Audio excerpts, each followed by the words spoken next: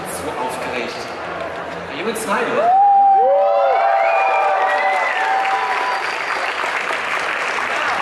That doesn't sound very excited. Like, I mean, this dude has been in a lot of stuff, right? This is Lloyd, ladies and gentlemen.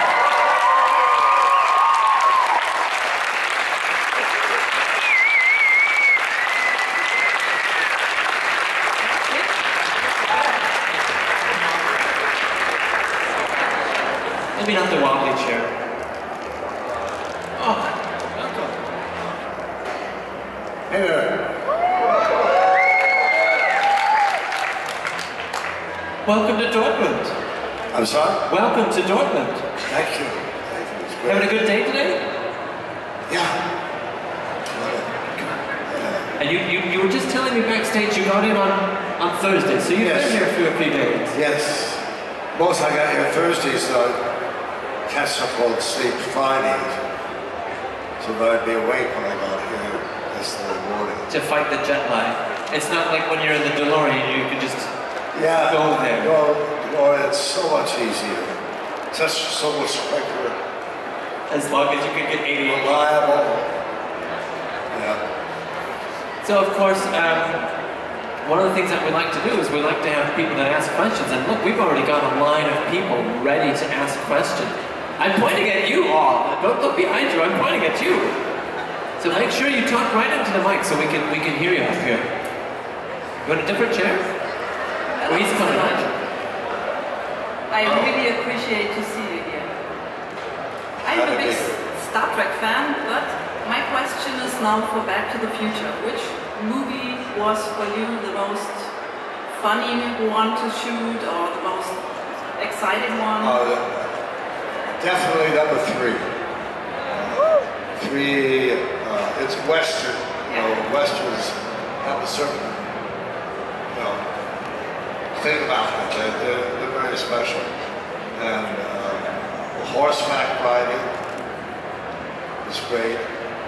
Doc had a romance. I have very few on-screen romances, so I was grateful that.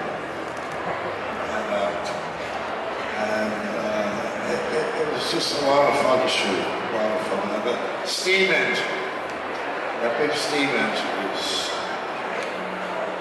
like a little boy. I feel like such a great machine. It was great to work for. Thank you. And when you have another short question, when you could have the chance to go back in time, would you go back or would you like to see the future? I'd probably like to see the future. Yeah. I like to see how today turns out. Right. Thank you. You're welcome. Thank you.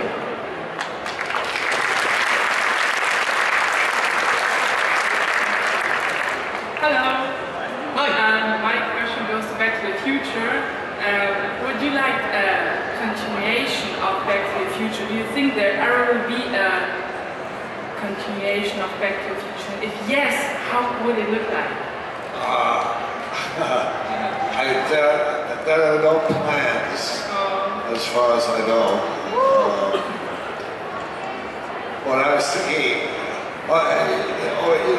you say no, but then if somebody comes up with a great story, a great script, that you just can't ignore, that might happen. Okay. I was thinking, I get questions about how I feel about Rick and Morty. Yes. Yeah, and I love them. I think they're great. And I thought it'd be fun if Doc and Marty are going out in space-time. And by accident, Rick and Morty are also going out in their space-time. And we end up in the same place at the same time. By accident. Could be a story. That's nice. Thank you. You're welcome. Wait, just 1 second. 1 second. I'm going to go right down here because I think you have a question. Yes, I have two questions. It's here at the Comic-Con there's a DeLorean. What do you think about the DeLorean here at the Comic-Con? At the Comic-Con? Oh, it's great. You know, it's great to sit in again and have that experience. It's about the DeLorean, how it's a feel to see the DeLorean, and you can sit at the DeLorean here at the Comic-Con Auto. After this a long time. It's like going home. Yeah, no, it's great. Thank you. Go ahead. Hi, my name is Katinka. My question is, did you ever see before the Big Bang Theory before you being a part of it? Say again? What did he say? Okay, jemals the Big Bang? Big Bang Theory. Had you seen Big Bang Theory before you were on it? Big Bang Theory. Oh yes, I was a guest. Yes. But had you seen it before? Yes, I had. Yes, I had. I never thought I'd ever be on it, and then suddenly I'm there. And my second question is, did you ever think that you've been so a big nerd hero to be? Have you ever think that you? Did you ever think you would be a big nerd hero? A hero to the nerds? I'm a big nerd You're hero. a hero for all the nerds. Everybody looks up to you. Oh, nerd hero. Okay. I accept the term. I feel good. You know, I have no shame. You think you, aber jemals gedacht hätte, dass Das habe ich gefragt, aber das geht nicht. Also, She wants to know if you can imagine, before you became a big hero for the nerd culture, could you imagine that? Could I imagine? When I started out in my career, I really, really didn't believe I was going to get very far. I thought it was a lot of wishful thinking and dreaming, but it happened. And you know, I've had a wonderful career, and I want to go on as long as I can, doing what I do, and I'm very grateful.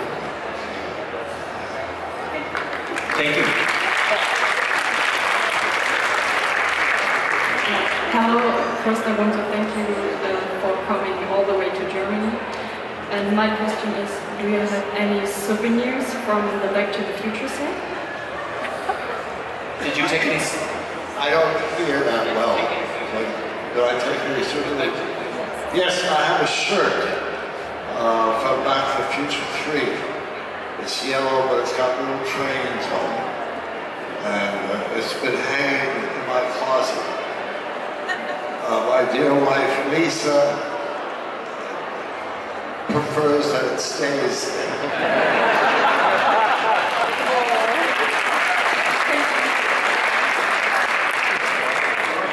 Hi, Chris. Hi.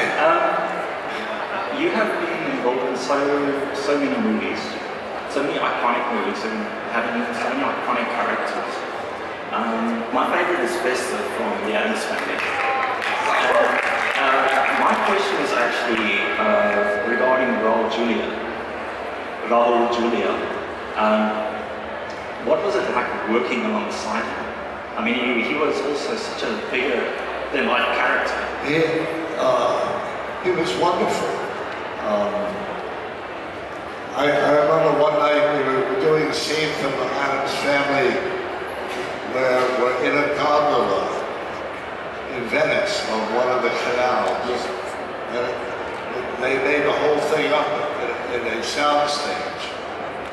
But the lighting was very romantic. And we would stop for adjustments or whatever. And Raul Julia would get up the gondola and could sing. He had a wonderful voice, and he was a very successful singer on Broadway. Yeah, I know he was some Tonys. Yeah, and he's breaking into some beautiful aria in that setting. He was wonderful, charming, warm, talented actor, and we had a lot of good times together. Thank you very much. Thank you. Thank you to the presenter. Thank you. Hello. My question is, how was the work with Michael J. Fox? What can you say? Yeah, the acting on the set from Back to the Future. Yeah. How was it? Michael came in 6 weeks after we were shooting. There was another actor who played the part of Marty. And they suddenly changed to Michael J. Fox. And from the minute we came on the set, we clicked. And we had a rapport, and it went on for 3 films. Michael is such a courageous man with an enormous sense of humor, smart, and nothing holds him back. He just keeps going. And I very much admire him. He's an inspiration for all of us.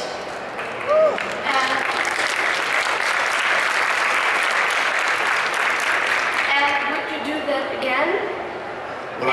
Would you work with Michael again? What? Would you work with Michael again? Oh, yes. Definitely. Thank you. Anytime. Hello.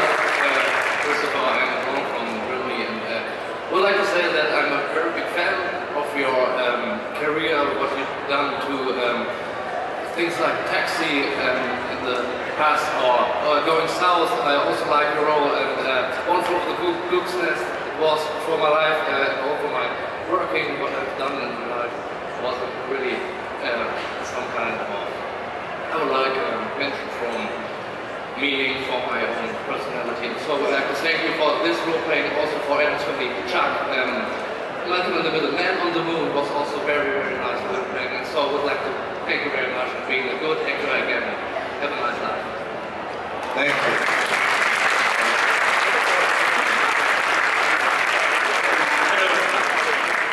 Chris, and my question is, when you first received the script draft for Back to the Future, did you instantly think this is going to be something special and big, or did you have an impression that this might turn out so and so?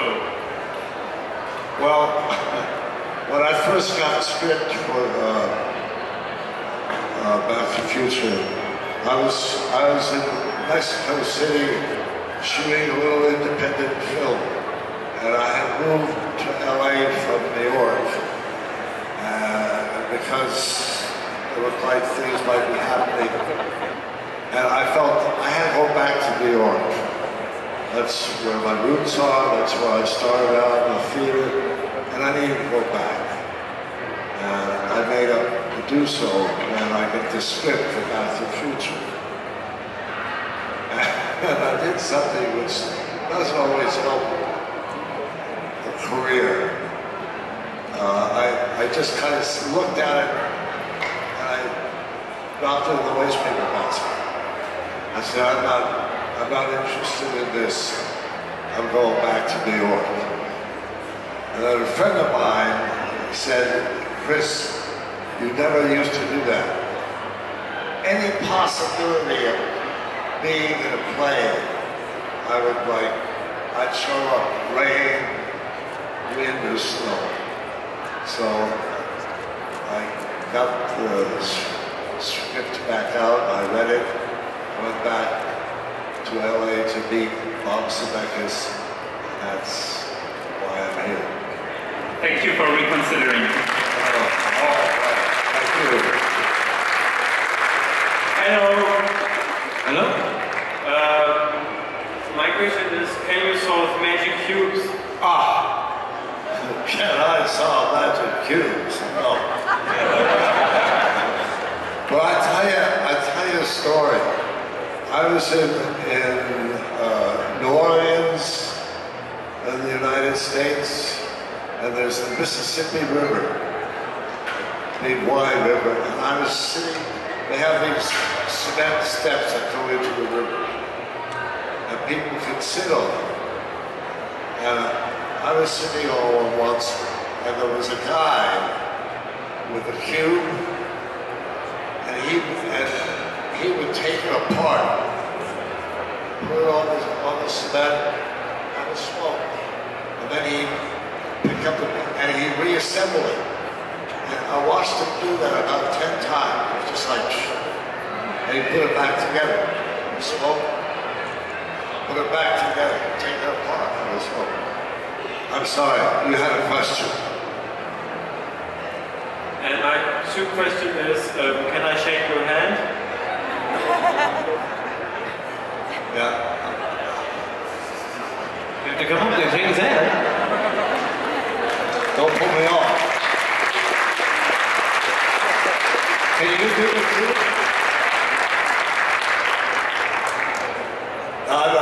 You want to do it? Huh? Okay. How about it?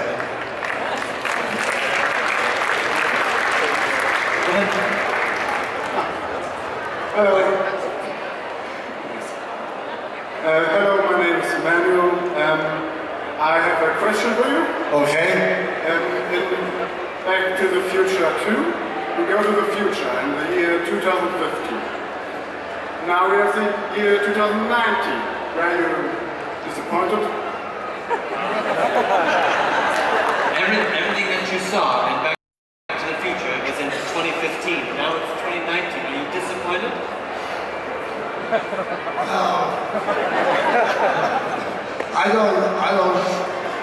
I never got caught up with all the clues or the, things that were going to turn out as predicted in the movies. So, I don't remember it all. So, yeah. Good answer. Thank you.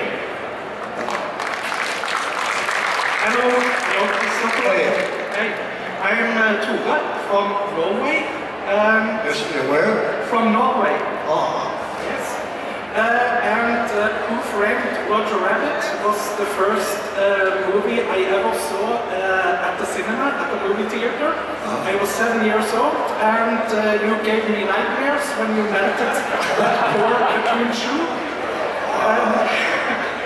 Well, my question is, how was it to act and play against a lot of cartoon characters? Oh, well, they did everything. They had a comedian dressed up as a rabbit who spoke the lines, and he was very funny. So when Roger Rabbit was off camera, when we were talking to Roger Rabbit, he'd be out there imitating Roger Rabbit. So we had somebody to look at. And like the weasels and the other characters, Roger Rabbit, they built dummies of each at the time and gave it some weight. So when we had a physical trainer to make us aware of what muscles we would use. We practiced with the dummies and everything. So we got a lot of help.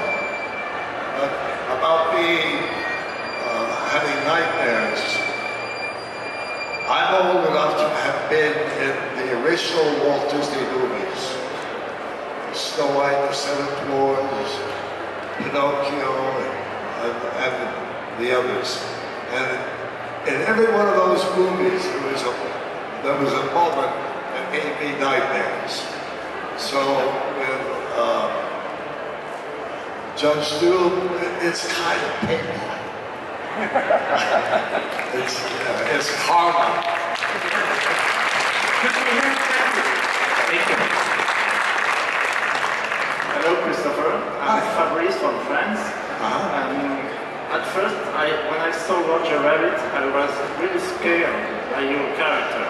And after that, I saw Back to the Future, and since then, you are my childhood hero. Can I shake your hands?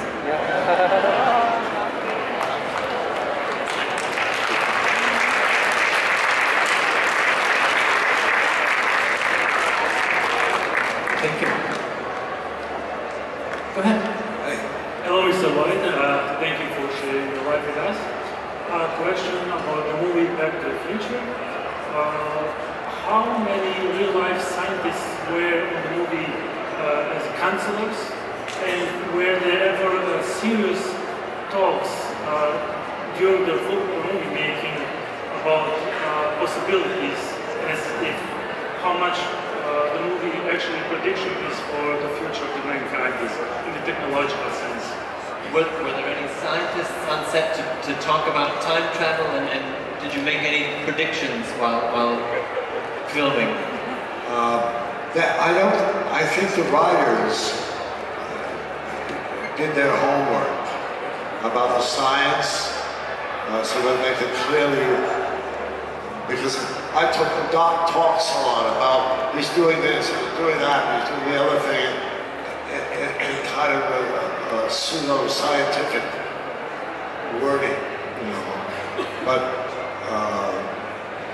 the writer, Bob Gale, I know, researched to make it credible and believable in the writing. There was a Japanese student who sent a letter to Bob Gale to say that in such and such a scene, something didn't work out correctly. And he was right. But nobody knows what that was. Thank you. You're welcome.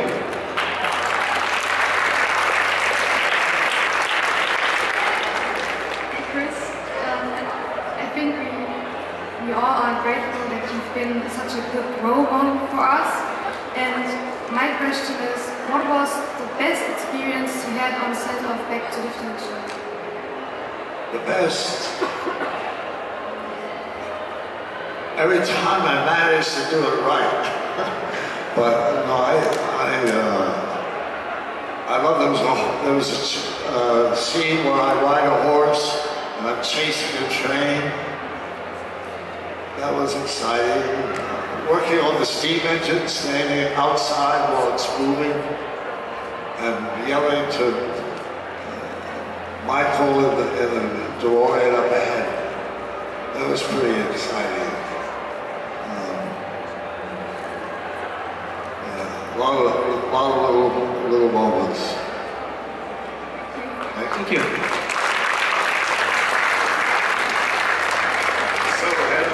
I have a question. Do you still have contact with the other actors from the Back to the Future movies? Do you still have contact? Yes. I see Michael 4 or 5 times a year. We get together. Next year we're going to do 3 Comic-Cons, Michael and I. And usually we also, when he's on it, we get all the Back to the Future cast together. Do you like these moments when you see the cast of the Back to the Future? So do you like it? Oh, it's great. Especially when Michael is with us. The whole crew. So you phone him at Christmas Eve and wish him a very Merry Christmas. I don't phone on Christmas Eve, but we get together. So thank you very much, and I wish you a Merry Christmas. Thank you. Thank you. Happy New Year. Thank you for coming. and this is not really a question, I just want to say thank you, because Back to the Future is a big part of my life, because I've watched it with my dad, and he died 7 years ago, so yeah, it's a big part, and it's really important for me, and you're my childhood heroes. Can I shake your hand?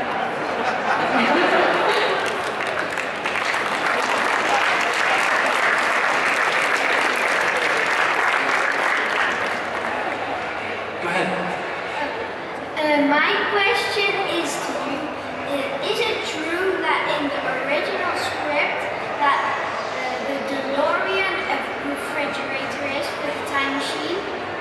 That's right. The first script that I saw, the first draft of Back to the Future, an old icebox was the time machine. And there were some reasons, and that was, people decided that wasn't a very good idea. So that was that. But you're right.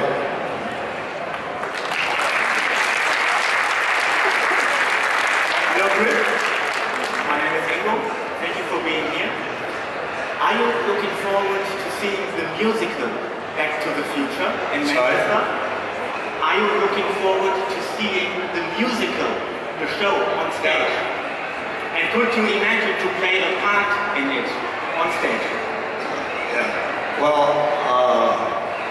I'm not doing it on stage, but I've seen a sort of a review of the new music and the performance. The actors playing Doc and Marty and so on, and it looks great. I mean, when I first heard about it, I thought, you know, I'm not sure that's good, but from what I've seen and heard, it could be kind of brilliant, you know. So, thank you. Yeah. Thank you. I also got a question, what was in my mind. When you really can go back to the past, what would you like to change in history or so?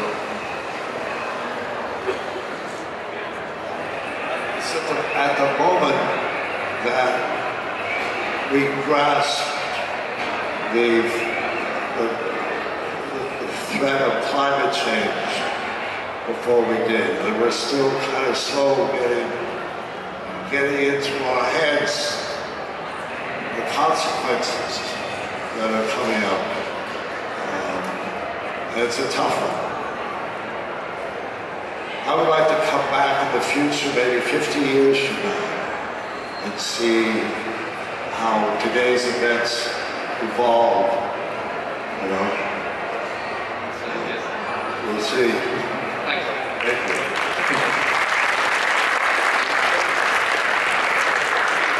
Hi, thanks for being here. I would like to ask you, you did a lot of things, so many know you for the movies, but you also did, and maybe this is not so much known to everyone, you also did the C game Toonstruck. What's the name of the game? Toonstruck. You also played in that game, so you played. Yeah. How was it like to do this? Because it was fairly new way of doing it in the early days. And was this a logical step for you after you did Who Framed Roger Rabbit? Because technically it's the same, but just interactive. Yeah. I don't. It was, you know, like you say, Roger Rabbit kind of prepared me for Toonstruck. Was it different, or was it pretty similar? It was pretty similar. Yeah. Thank you. You're welcome.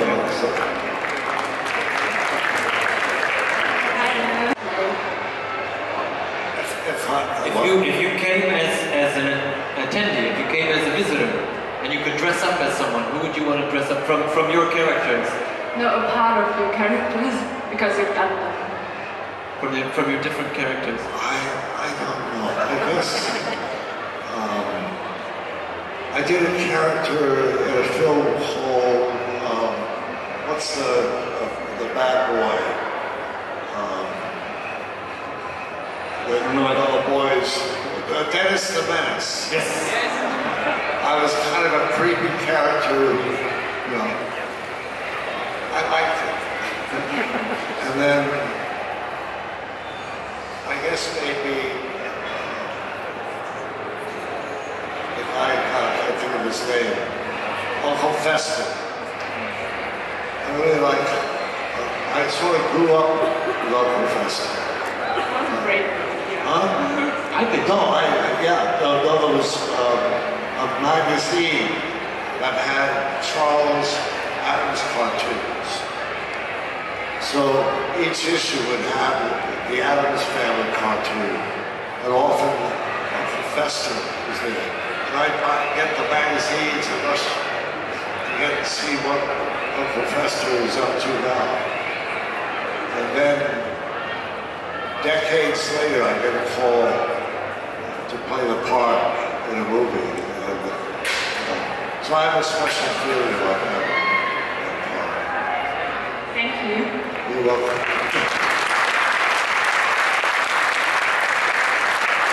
So you watched, or you looked through the Addams Family comics, and it was a very fun time to play Uncle Fester. Is there something else from maybe your childhood that you would like to play? Because you mentioned, you know, the cowboy, the western scenes and things like that were also something fun for you to play. Yeah. Like Buck Rogers or something like that. Yeah. So Don Quixote did a bunch. He's always a character that I love to do. You know Don Quixote, right? Yes. Yeah. Would he make a good Don Quixote? Yes. So, thinking about, you know, where you are now, you've had a long career, and you've done films, and you've done stage, and you've done video games, and you've done TV, you've done everything.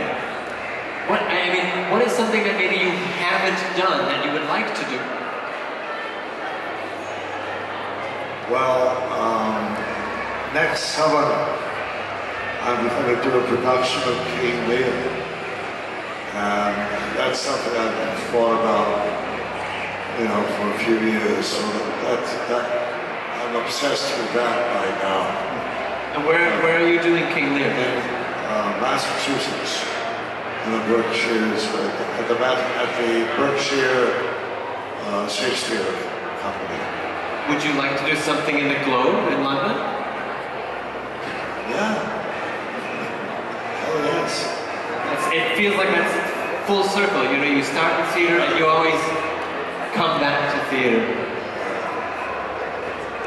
Is there anything? So you've done guest stars on series as well. So somebody mentioned Big Bang Theory. Is there any series, TV series on right now that you would like to come in as a guest on? I don't know. I've watched a few. I would really rather do one. You know, I'm hoping to run into some situation where I could be in a good series. You know, something new. Good character and all of that. What makes a good character? Whatever really turns me on, you know, whatever excites me. Makes me think, I gotta do that, you know.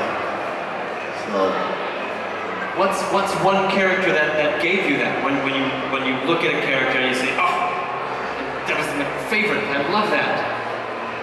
Well, you know, of course, Back to the Future. There were some plays that did that for me before I did it in the film.